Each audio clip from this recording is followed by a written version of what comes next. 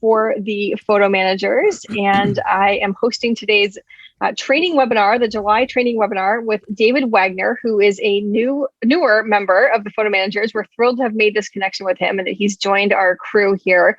He is known as the Lightroom Guy, which he'll be talking about a little bit, but he also is making a transition to becoming the photo organizer guy as well. So adding a little bit to the services he offers. Just to start with, especially for Mac users, and I know there's a lot of Mac users out there, the right click is one of these features that frequently gets overlooked. For PC users, the right click is pretty standard. And on a Mac, if you have the right click enabled, or if you use the control key, when you click, and I always suggest the middle of a photo because there's all these other things that you can accidentally click on to get this contextual menu that will allow you to see the options for a selected image. And these options will change. So you'll see here it says open in loop, open in survey, show in finder, go to library. And if you go into the develop module, you'll have different options like settings, copy settings, paste settings. So depending upon the module that you're in, you will get those options that are available for that picture, as opposed to trying to sift through all of these different menus. All right, so everybody saw that. Thank you. The next thing that I just want to show you, which is a feature that frequently gets overlooked, and that is this. Again, now that you've learned about this right click or the control click on the Mac, I can go here as well and get this contextual menu. And this has an option here to add a color label to a folder. And in this case here, let's say this was something I needed to work on. So I might label it green. And this might be a folder. Well, that's the same folder. So let's go here. This might be a folder that I'm not quite finished with, and I'll maybe make it yellow. And if I was finished with something, I might go to a folder here and mark it red, meaning I'm done. And so that just makes it easier to identify the folders that you're working on in Lightroom so that you can find what you're working for and have a system. And it's one of the things that I always recommend. Come up with a system that works for you. Write it down and make sure that becomes your protocol, because if you don't have a system, you can get buried, especially in the library.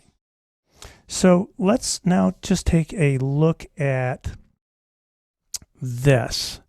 So we have an image, for example, here, and I have to move these menus out of the way so I can see. So we have this image here. Let me just go into my loop view here, like that. And in an image like this, you might have in the past done keywords like this, like that. And those keywords, once you enter them, they're going to go into alphabetical order. Did everyone see that? I'm hoping. I don't have the, because I'm sharing my screen, I don't see the comments. Yes, we saw it. I think at least I can speak for myself. And right. So you'll see, I put in Bob, Carol, Ted, and Alice. And if this were 4 family members, I just lost the arrangement. So now it says Alice, Bob, Carol, and Ted. So I no longer know who's who. However, if you go into your captions or your titles, you can use either one. If I do Bob, Carol, Ted, and Alice, it will stay there. So now I know the order of the family members. So that's important to know, that when you do keywords, keywords are going to, by default, fall into alphabetical order. So when you have family members that you need to identify in a photo, it's going to make better sense to have them left to right, which is how we see, or right to left if you're reading in Chinese or Japanese, the arrangement of the people in a photo. And you can also do things like in the title area, type family in Athens, for example. And so you have a couple more items in here. So these two items frequently get overlooked here in the metadata. This is in the metadata panel. And you'd have these options available to you instead of using keywords.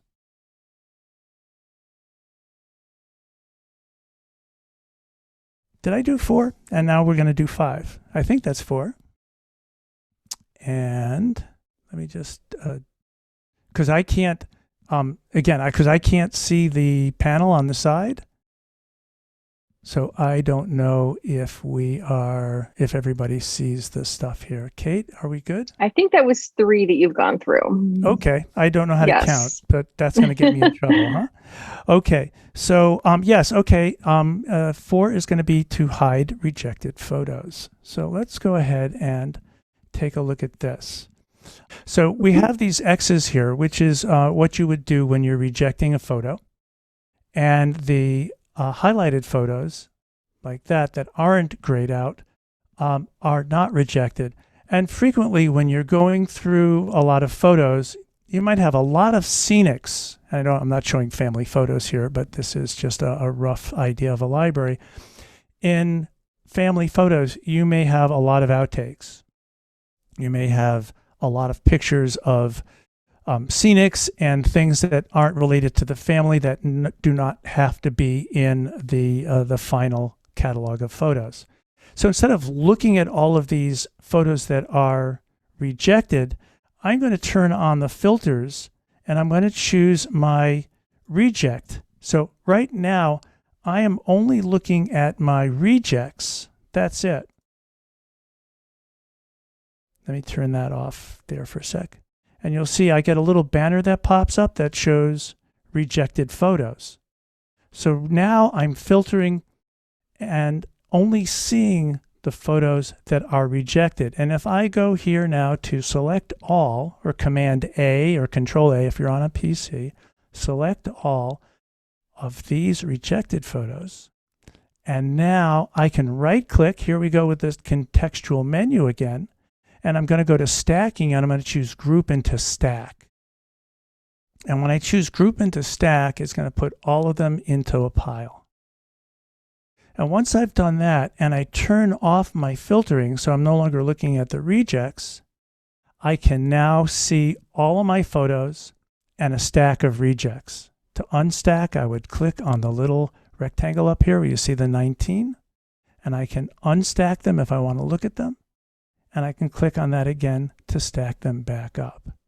So that takes them out of view, and I never throw photos out for clients. It's just not something I do. If it's the client wants to throw them out, I give them the photos like this in a stack, and I let them review them and take care of throwing them out. I always back up before I start a project with a client, throwing that in there. That's tip number 6. Never start a job without a solid backup, and preferably 2. Now this stack, which you've created, if you wanted to add to the stack, and I might want to, for example, change that flag.